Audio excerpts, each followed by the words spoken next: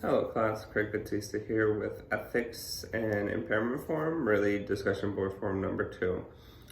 What are the most common reasons for the board to discipline a counselor, and what was my reaction to the list? So the most common reason was related to fraud in consent, and most of them had to do with falsifying credentials. So my reaction is really just being shocked that counselors can be so reckless that they're going to try to heal people's lives without having the proper knowledge, information, and training. We go through 4 years of undergrad, then we go through 2 years of grad school, and then another 2 to 3 years of supervision, like intensive supervision, to really be able to counsel people and really help put back together lives that more than likely are facing some kind of tragic situation. And to not have those tools to go into a session with somebody is kind of scary from my perspective. If I was going in right now, I would feel a little unsettled going in. It's almost like a builder going to fix a sink or a house or something and not having a hammer and a screwdriver. It's not going to work out very well. So the common theme I really saw was just that, really about the falsifying information. It really just speaks to not having moral character. I think a lot of times going into sessions in kind of my position now in like a behavioral realm is first my duty and responsibility is to God first and then my client. And I feel like when I do that, I usually go in with a very high kind of moral character, because obviously the law of the Bible is much higher than what you would see in the ACA or other realms, even like in different state codes.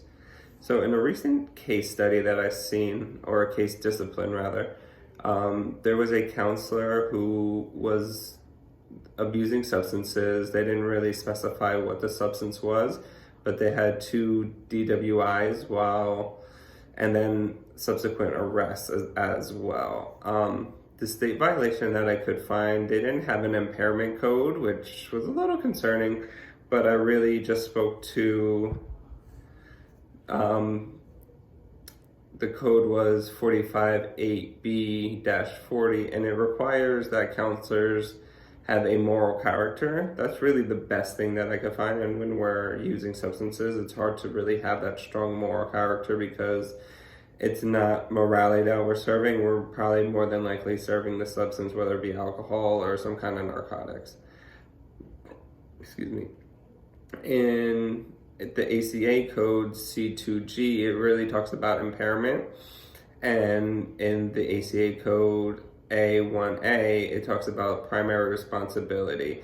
And I feel like the impairment, obviously, when we're under the influence, we're influenced by drugs, we're not being able to be fully present for our client, and we're probably causing more harm than we are causing good. And the same thing for primary responsibility. We're called to promote welfare in our clients and treat them with dignity and respect. And if we're not treating ourselves with respect, it's going to be very hard to treat our client with that same respect. In statute code C2G, the impairment code in the ACA code of ethics, it says counselors monitor themselves for signs of impairment from their own physical, mental, or emotional problems, and refrain from offering or providing professional services when impaired. In this case, I found this would be extremely difficult, because you don't always have the ability to admit that you have a problem when you're under the influence, and it's going to be very difficult to seek help when you are a counselor and you feel like you have the answers and you should know what to do. But when you're kind of serving substances as your master, it's going to be very difficult to admit that you have a problem and that you need to seek help.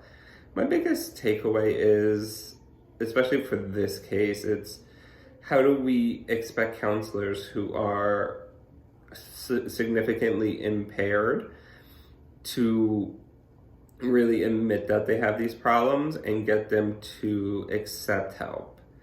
Thank you.